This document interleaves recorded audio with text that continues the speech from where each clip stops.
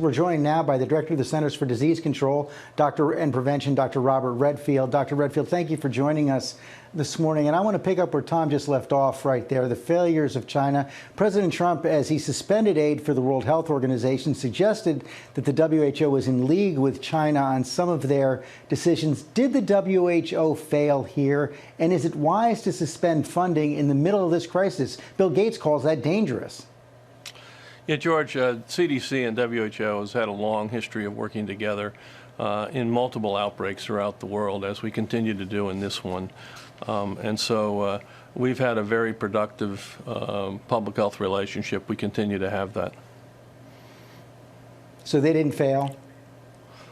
Again, I think I'd like to do the post-mortem on this outbreak once we get through it together.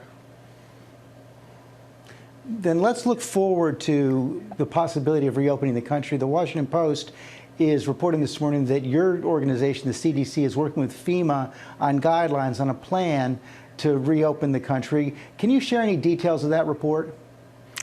George, I can say that we in the task force are aggressively working through the best options as to help assist the states as they begin to reopen our country one state at a time. That process is ongoing, and we're preparing to be able to have the ability to support states as they begin to reopen our country. How many states will be able to reopen by May 1st? You know, I think it's all going to be data-driven, and as I think it was mentioned, it's really going to be a state-by-state decision. There are a number of counties within this country that have not experienced really any confirmed coronavirus despite testing. There are a number of states, 19, 20 states, that really have had limited impact from it. So I think we will see some states that are the governors feel that they're ready. We're poised to assist them with that reopening. And I think you'll see the plan in terms of how that will happen will be finalized by the White House task force in the days ahead.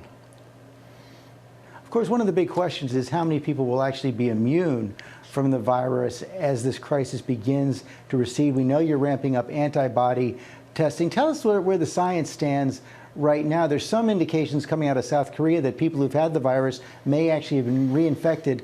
Does having COVID-19 give you immunity? Do we know the answer to that? It's a critical question, and I think you know, to be just scientifically definitive, we can't ascertain that for certain. However, I think there's a lot of other potential explanations for some of the data coming out of South Korea. Our working assumption is that individuals who develop antibody will have protective immunity. The question is how long, but this is going to be the critical question that we will answer between now and next year, when it's very likely that we're going to have another wrestling match with this virus as it comes back. But it's a critical question. We are beginning extensive antibody testing, as you know, really for the surveillance point to understand how much asymptomatic infection really occurred, but also in certain settings, particularly the healthcare setting, to get a better understanding of what percentage of healthcare professionals may be immune. It may be able to provide alternative health delivery strategies, particularly as the cases come back next fall. So that's ongoing. Clearly a significant number of healthcare workers who really are the heroes out there every day, as you know, and I pray for you and your wife that you recover fast and quick. I think these healthcare workers are extraordinary, and I think we will show that a significant percentage of healthcare workers in high-risk areas did in fact get infected in the line of their work. We appreciate those prayers, Doctor. Thank you very much for that. Is a second wave inevitable? I think we have to assume this is like other respiratory viruses, and there will be a seasonality to it. That said, you know, until we actually see it, you know, as I say, CDC is science-based, data-driven. Until we see it, we don't know for certain. But I think it's critical that we plan that this virus is likely to follow a seasonality pattern similar to flu, and we're going to have another battle with it, you know, up front aggressively next winter. This is why it's so important we take the time now to really improve our testing capacity, expand our public health capacity to do early case recognition, contact tracing, and isolation. I call it block and tackle, block and tackle. The outbreak this year got ahead of that, so it went into full mitigation, and we lost the ability to use these critical public health tools.